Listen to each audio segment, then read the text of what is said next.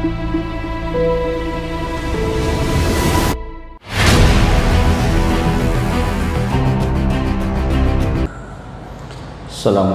warahmatullahi wabarakatuh.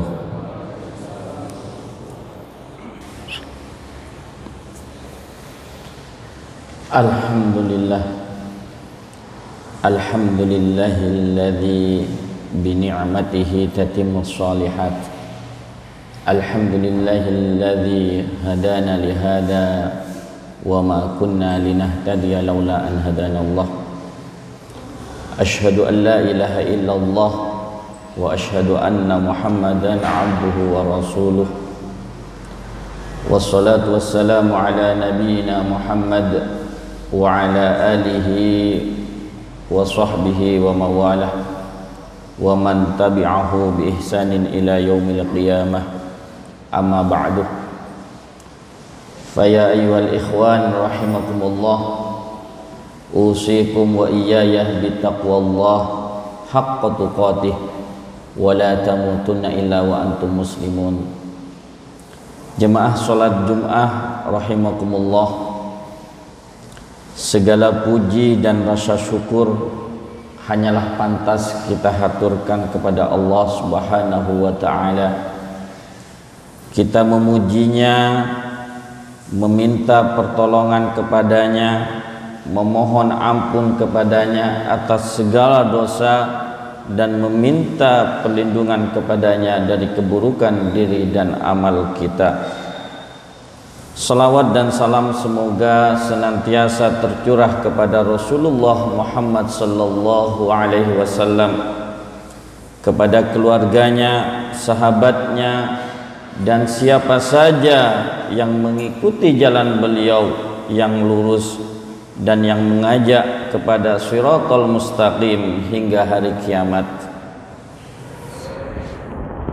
Pada kesempatan khutbah Jumat siang hari ini, tak lupa khatib selalu mengingatkan kepada jemaah sekalian untuk meningkatkan ketakwaan kepada Allah Subhanahu wa taala sebagaimana firman-Nya, a'udzubillahi minasyaitonir rajim. Ya ayyuhalladzina amanu ittaqullaha haqqa tuqatih wa la tamutunna illa wa antum muslimun. Hai orang-orang yang beriman, bertakwalah kepada Allah dengan sebenar-benarnya takwa kepadanya, dan janganlah sekali-kali kamu mati melainkan dalam keadaan beragama Islam. Hadirin jemaah Jumat rahimakumullah, dalam Quran surah Al-A'raf ayat 16 dan 17 dikisahkan bahwa setan atau iblis dengan sombong berbicara kepada Allah Subhanahu wa taala. A'udzubillahi minasyaitonir rajim. Qala fabima awaitani la'aqudanna lahum shiratakal mustaqim. Thumma la'atiyannahum min baini aydihim wa min khalfihim wa an aymanihim wa an syama'ilihim wa la tajidu aktsarahum syakirin. Iblis berkata, karena engkau telah menyesatkan sehingga aku tidak melaksanakan perintahmu bersujud kepada Adam, maka aku benar-benar akan menghalang-halangi keturunan Adam dari jalanmu yang lurus. Aku akan memalingkan dan menyesatkan mereka dari jalanmu sebagaimana aku yang tersesat dari sujud kepada bapak mereka, yaitu Adam. Kemudian di ayat 17 dilanjutkan, aku benar-benar akan mendatangi mereka dari segala arah. Untuk apa? Untuk menggoda mereka supaya enggan terhadap urusan akhirat dan bersemangat terhadap urusan dunia, untuk melontarkan keraguan-raguan di dalam hati mereka dan membuat hawa nafsu mereka tampak baik di mata mereka. Dan engkau wahai Rabb kami akan mendapati sebagian besar dari mereka tidak bersyukur kepadamu karena aku telah mengarahkan kekafiran kepada mereka. Itulah ancaman iblis. Iblis memiliki cara untuk bisa mengalahkan manusia, namun iblis tidak akan memiliki kekuatan sedikit pun di hadapan orang yang ikhlas. Dalam Quran surah Al-Hijr ayat 39 dan 40, Allah Subhanahu wa taala berfirman, A'udzubillahi minasyaitonir rajim. Qala rabbi bima aghwaytani la uzayyinanna lahum fil ardi wa la ughwiyannahum ajma'in illa ibadaka minhumul mukhlasin. Setan berkata, ya Tuhanku, oleh sebab engkau telah memutuskan bahwa aku sesat, pasti aku akan menjadikan mereka memandang baik di muka bumi ini, dan pasti aku akan menyesatkan mereka semuanya kecuali hamba-hamba engkau yang mukhlis di antara mereka. Jemaah sholat Jumat rahimakumullah, banyak orang yang baik telah wafat, kemudian kita kenang dengan berbagai sifat yang mulia. Banyak, salah satu di antaranya adalah sifat ikhlasnya. Keikhlasan menjadi karakter yang melekat dalam pribadi. Dalam salah satu di antaranya adalah sifat ikhlasnya, yang mana keikhlasan itu menjadi karakter yang melekat dalam pribadinya saat berjuang, berkorban demi agama, bangsa dan negara. Berkaitan dengan keikhlasan, Profesor Dr. Yunahar Ilyas dalam bukunya Kuliah Akhlak menjelaskan tentang makna ikhlas dan apa saja kriteria keikhlasan itu. Secara bahasa, ikhlas berasal atau berarti bersih, jernih, tidak bercampur.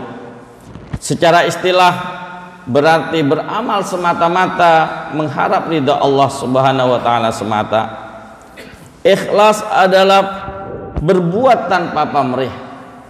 Namun persoalan ikhlas ini tidak ditentukan oleh ada atau tidaknya imbalan materi, tetapi ditentukan dengan 3 faktor.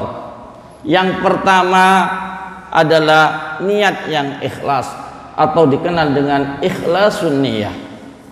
Dalam Islam faktor niat sangat penting. Apa saja yang dilakukan oleh seorang muslim haruslah berdasarkan niat mencari ridha Allah Subhanahu wa taala. Innamal a'malu binniyat. Sesungguhnya segala amal perbuatan bergantung kepada niatnya. Dan yang kedua adalah beramal dengan sebaik-baiknya atau kita kenal dengan itqanul a'mal. Seorang muslim yang mengaku ikhlas melakukan sesuatu harus membuktikannya dengan menjalankan perbuatan itu dengan sebaik-baiknya, tidak boleh sembarangan. Amal tidak ada kaitannya dengan honor atau imbalan, sehingga salah bila ada yang memahami bahwa bekerja tanpa mendapatkan honor maka dapat bekerja sesuka hati tanpa memperhatikan kualitas kerja. Rasulullah SAW bersabda, sesungguhnya Allah Subhanahu wa taala menyukai bila seseorang beramal dia melakukan dengan sebaik-baiknya. Hadis riwayat Baihaqi. Dan yang ketiga adalah pemanfaatan hasil usaha dengan sebaik-baiknya atau kita kenal dengan jauda al-ada. Seseorang muslim yang telah menjalani 2 faktor ini, yang pertama diawali dengan niat yang ikhlas dan diteruskan dengan usaha, maka ia akan mendapatkan hasil dari 2 unsur tersebut, maka harus dimanfaatkan dengan sebaik-baiknya dalam usaha yang lain. Sebagai contoh, seorang pelajar yang belajar dan mendapatkan ilmu, maka ilmu yang didapatkan harus diamalkan dengan ikhlas. Jemaah sholat Jumat rahimakumullah, Allah memerintahkan kepada kita untuk beribadah kepadanya dengan penuh keikhlasan dan beramal semata-mata mengharap ridha Allah Subhanahu wa taala. Dalam surah Al-Bayyinah ayat yang kelima, Allah Subhanahu wa taala berfirman, A'udzubillahi minasyaitonirrajim. Wa ma umiru illa liya'budullah mukhlishina lahuddin hunafa wa yuqimus shalah wa yu'tuz zakah wa dzalika dinul qayyimah. Padahal mereka tidak disuruh kecuali supaya menyembah Allah dengan memurnikan atau mengikhlaskan ketaatan kepadanya dalam menjalankan agama yang lurus. Apa agama yang lurus? Yaitu supaya mereka mendirikan sholat dan menunaikan zakat, dan yang demikian itulah agama yang lurus. Begitu pula dalam Quran surah Al-An'am ayat 162 Allah Subhanahu wa taala berfirman, A'udzubillahi minasyaitonirrajim. Qul inna sholati wa nusuki wa mahyaya wa mamati lillahi rabbil alamin. Katakanlah, sesungguhnya sembahyangku, ibadahku, hidup dan matiku hanyalah untuk Allah Subhanahu wa taala semata, Tuhan semesta alam. Hanya dengan keikhlasanlah semua amal ibadah akan diterima oleh Allah Subhanahu wa taala. Seorang mukhlis, seseorang yang ikhlas dalam beramal, tidak akan pernah sombong kalau berhasil, tidak putus asa kalau gagal. Orang yang ikhlas akan selalu bersemangat dalam beramal. Pujian tidak membuat dia terbuai, dan cacian tidak membuat dia mundur. Yang dicarinya hanyalah ridha Allah Subhanahu wa taala semata.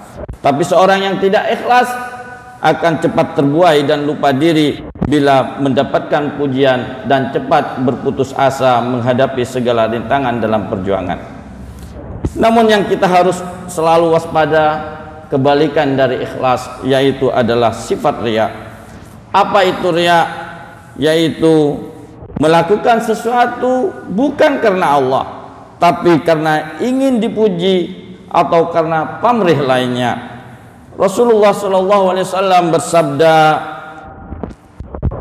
sesungguhnya sesuatu yang paling aku takutkan terjadi pada kalian adalah syirik kecil. Sahabat bertanya, apa syirik kecil wahai Rasulullah? Rasulullah menjawab, yaitu riya. Hadis riwayat Ahmad. Semoga Allah selalu meridhoi setiap langkah kita, agar kita dijauhkan dari sifat riya dan tergolong kepada umat yang ikhlas dalam beramal. Barakallahu li wa lakum fil Qur'anil azim, wa nafa'ani wa iyyakum bima fihi minal ayati wa dzikril hakim, wa taqabbalallahu minni wa minkum tilawatah, innahu was-sami'ul alim.